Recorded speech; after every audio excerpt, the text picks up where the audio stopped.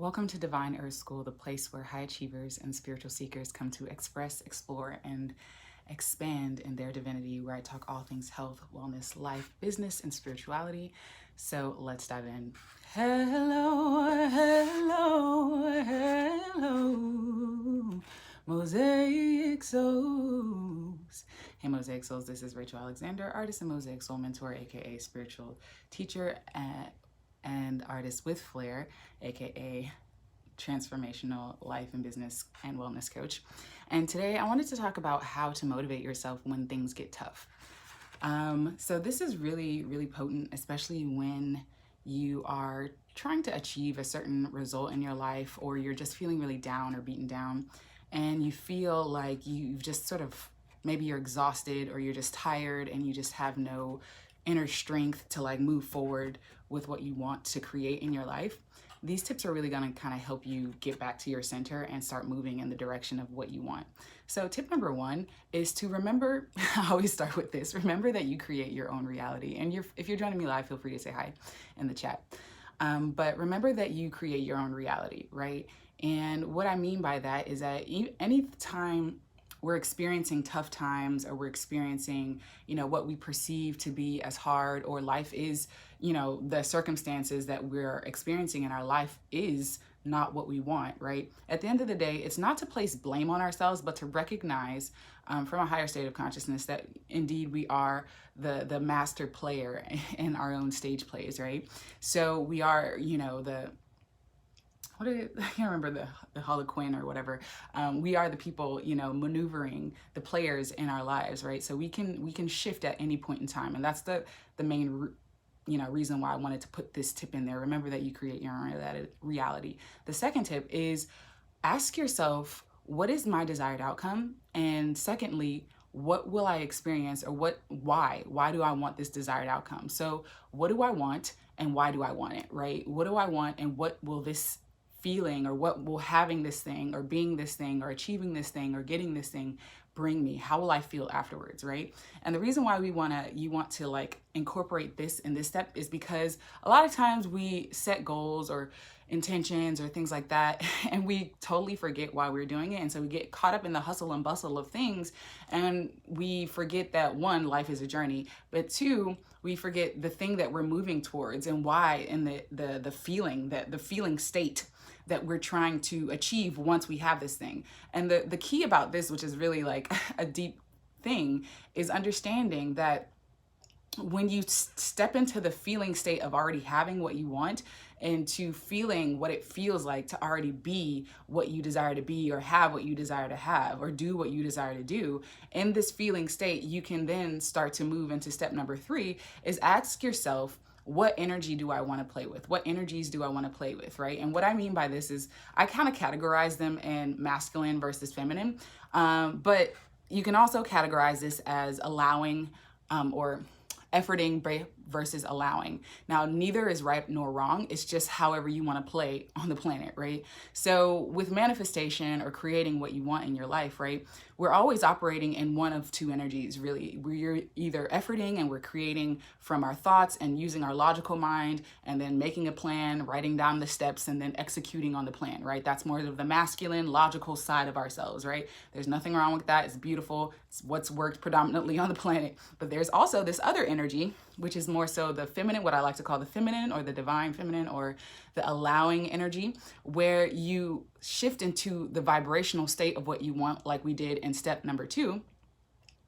And then you start to move into that energetic frequency. And from there, you follow your intuition on what next steps to do. So instead of taking your cue or your actions based upon what you conjure up in your logical mind, you utilize your emotional set point, you utilize your emotions and your intuitive nudges for guidance on how to move throughout your life. And you allow what you desire to come to you in that way. So there's no right or wrong, but you just ask yourself in step number three, what energies do I want to play with? Do I want to like effort more and put more logical, am I feeling like planning? Do I really love the planning energy? Do I want to check things off? Do I want to go along the thing and do that, right? Because that makes me feel like I'm more accomplished? Or am I not really feeling the whole planning thing? I just want it to come to me, and I just want to, it's already done. I just want to feel it. It's already here. I don't need to work hard. And whatever energy you want to play with, it's up to you, because you're a divine being and you get to play on what playground you want to play with. So that's step number 3. Decide what energy you want to play with. And step number 4 is to move forward in that decision, right? And you can always switch it up. Like I said in step number 1, remember, you create your own reality. So remembering that and moving forward with your decision allows you to get back into the feeling of being motivated. I don't necessarily, motivation is sort of this external thing where you have, to me, you're doing these things and I gotta get mentally ready. And I think for me, I'm more into I don't think there's anything wrong with motivation, but I'm just sharing my personal way of approaching life. I'm more intuitive in the way that I approach life, but I still exercise my masculine energy from time to time in a lot of ways. So it's really about playing with the energies in your life and actions and stuff in the way that most resonates with you. There is no right or wrong way. So that's really how you start to get back into being motivated when things feel tough. Recognize step number 1, recap, you create your own reality. So instead of labeling this situation as tough or unwanted, you can now give it a positive meaning, or you can shift into a different version of yourself where this situation that's manifesting in your life, you no longer have to deal with, because you're done with playing on that playground, and now you're going to play on another playground. So that's step number 1. Remember, you create your own reality. Step number 2, ask yourself, what do I want and why do I want it, right? And by asking yourself that, you can start to shift into the vibrational, the emotional set point of what it feels like to be, do, or have the thing that you're wanting to be, do, or have, right? And then the third step is to ask yourself, what energies do I want to play with? Do I want to approach this from a more efforting based way, a more logical based way with step-by-steps and action plans and da-da-da-da? Or do I want to just free flow and just follow my intuition and follow intuitive nudges on, allowing what I want to be, do, or have, right? There is no right, wrong, or answer, right? And the 4th step is then to move forward with your decision on which energies you're going to play with in step number 3. So I hope this has been helpful. I wanted to come on here and give these quick little steps because a lot of times when times are tough, we're labeling it that, and we can easily give it another label that better serves us. How is this serving me? What am I learning from this? What is my perception that's creating this reality? I create my own reality, right? And then also just recognizing, not just the labels and the meanings that we give things, right? But also recognizing that we can shift it by utilizing these steps and tips, right? Like by creating, health and well-being first, by creating, good feelings and abundance and positive energy first. Then from that state of being, I always like to approach life from a vibrational standpoint. Oh, you're so welcome, Amelia. Welcome back, sis. Welcome back.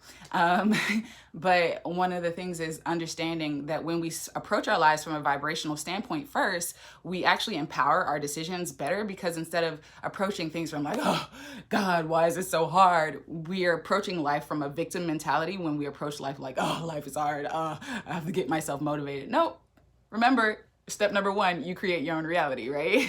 So going back to step number 1 is recognizing that, oh, okay, I'm the one creating all the little pieces on this playground. So how do I want to approach it, right? And then following the following steps, right? You get to approach life from a more vibrational standpoint, and then decide, okay, everything is vibrational, but am I going to approach this from a masculine standpoint? Am I going to approach this from a feminine standpoint? Am I going to approach this from more efforting and more action plans and checking things off on my to-do list? Or am I going to allow and just follow my intuition and follow my highest excitement? There's no wrong or right way to do it. Just follow what feels good, flow with what feels good, and let go of what doesn't, because you are divine.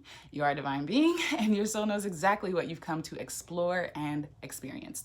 So that is all for me. As always, check out the links in the description box below to check out any of our courses, my courses, and classes and freebies and all that good stuff, resources.